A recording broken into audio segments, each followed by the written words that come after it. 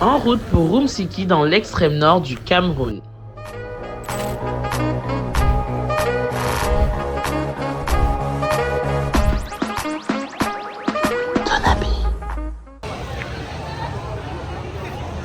Donc là, on est en arrêt à Guider. On est en train de faire notre road trip.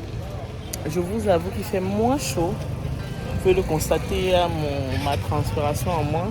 Il fait beaucoup moins chaud. Et là, on a un petit stop parce qu'il va pleuvoir. On va mettre la bâche sur la... Lorsque vous allez prendre la route pour Rumsiki, vous allez notamment passer par Guider. Donc moi, je suis partie de Garoua et il faut savoir que c'est 10 heures de route. Plus de 10 heures de route même. C'est très très loin et c'est long. Lorsque vous allez prendre la route, notamment dans les régions du nord et de l'extrême nord, le paysage est vraiment sec et aride. Donc ça va vraiment vous changer. Si vous avez l'habitude de prendre la route dans le centre où là il y a plein d'arbres, là c'est totalement différent.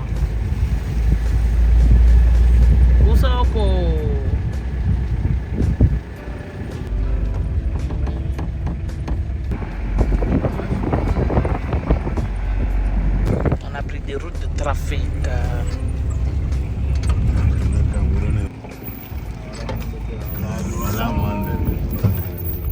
Là, on est vraiment dans des expériences. C'est M. Victor qui nous a amenés. Plus nous avançons vers l'extrême nord et plus vraiment le paysage devenait de plus en plus rocailleux. Je m'y attendais pas. Là, on est en route pour Rumsiki. On s'est arrêté dans un petit village. Et on va voir comment on prend une termitière. Comment on fait quoi, même? Donc, les poussins se nourrissent de termites. Ok, c'est beaucoup de...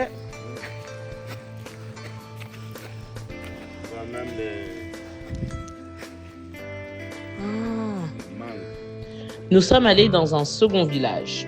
Nous sommes arrêtés dans un petit village pour acheter. Moi, je devais acheter des tongs. Donc, bon.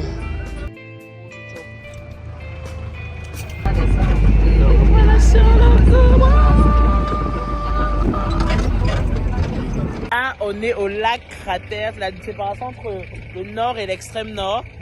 Et là, c'est juste waouh. C'est la bande limitrophe entre le nord et l'extrême nord. So guys, là on est à l'extrémité entre le nord et l'extrême nord du Cameroun. On est dans un lac cratère en fait et je trouve juste ça magnifique. Regardez le landscape, regardez comment il y a des lacs et à la fois il y a des montagnes. Je trouve vraiment que le nord c'est un autre niveau. Waouh, regardez-moi ce décor. Regardez-moi cette beauté. Oh là là, incroyable.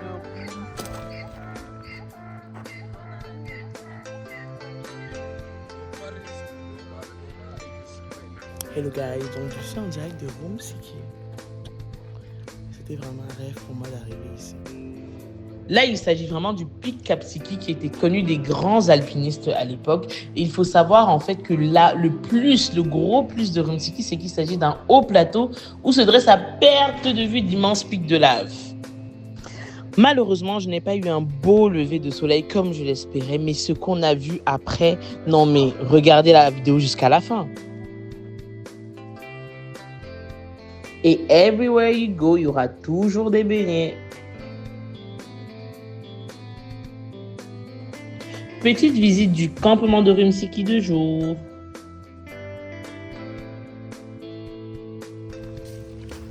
Chambre un peu après utilisation. Parce que je suis arrivée très tard la nuit. Donc je ne peux pas vraiment vous la montrer. La douche est énorme. Franchement, le campement essaye de tenir malgré la guerre et tout. Mais on remarque qu'il y avait vraiment un réel potentiel.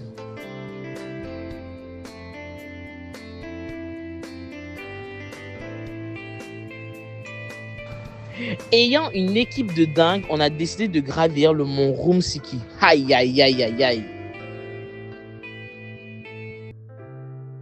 Pas avoir peur du vide, hein.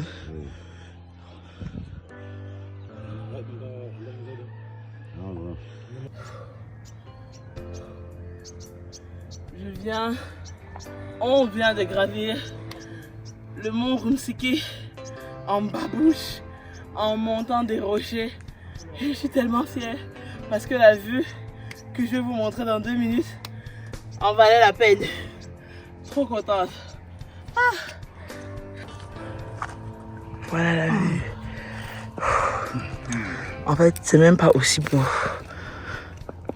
Sur la caméra, c'est même moins beau. Simplement juste là-bas, vous voyez. Là, j'ai mis un zoom. Donc là, vous voyez mieux. Là, c'est taille normale. Waouh! Amazing! Bienvenue à Rum-Siki! Après avoir gravi, là, on est en haut du mont Rum-Siki. Et là, vous pouvez voir le pic et tout le paysage. Et c'est juste magnifique. C'est juste, là déjà c'est un dépassement de soi parce que monter le mont Rum-Siki c'est des roches, c'est beaucoup d'acrobatie et là on y est et la vue est juste magnifique.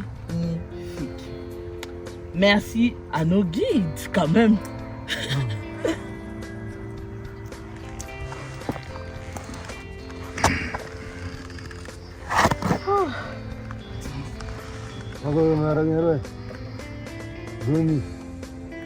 Merci.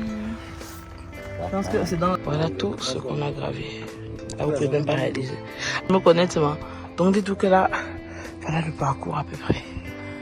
Très rocailleux. Et encore là, on est à plat. Mais sinon, on est passé comme tout ça. On a bravé tout ça. En descendant du mont Rum-Siki, nous sommes directement tombés sur un village de tisserands. Il faut savoir que la production du coton au Cameroun se fait essentiellement dans les régions du septentrion. Et une bonne partie du coton est exportée et le reste est travaillé industriellement au Cameroun par la SICAM et notamment par des tisserands. Cet art que vous voyez que nous sommes en train de faire, que j'ai essayé, it was hard parce que c'est vraiment très dur, mais c'est vraiment fait de façon artisanale et c'est un art qui fait vivre de nombreuses familles.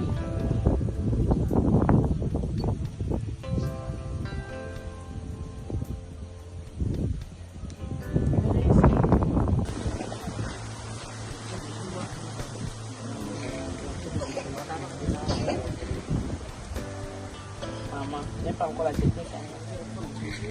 Ah, ça a donné non.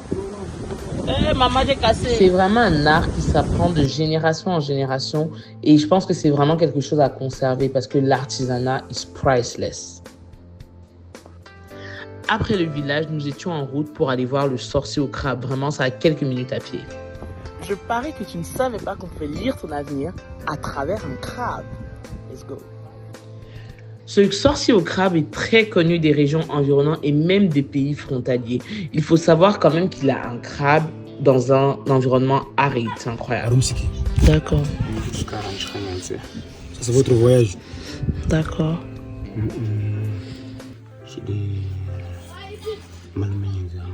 Ça, c'est l'Afrique. Ça, c'est l'Europe. Français.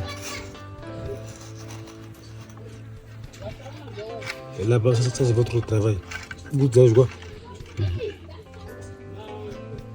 Un arabe. Comme vous l'avez constaté, en fait, dans une calebasse où il y a du sable, il met des petits bâtonnets qui représentent chacun un élément de la vie. Et en fait, le principe est simple. C'est qu'il suffit de lui poser une question. Et ensuite, comme sur la vidéo, vous voyez bien qu'il va mettre le crabe dans cette calebasse. Et on va la laisser reposer pendant un petit moment. Et ensuite, là, viendra la lecture de ce que vous avez posé comme question. Moi, j'ai trouvé ça propre et correct. Ensuite, nous sommes revenus sur le campement. Et là, je vais vous montrer déjà des fêtes. Et c'est parti pour la route. Et suivez-moi dans mes aventures au nord.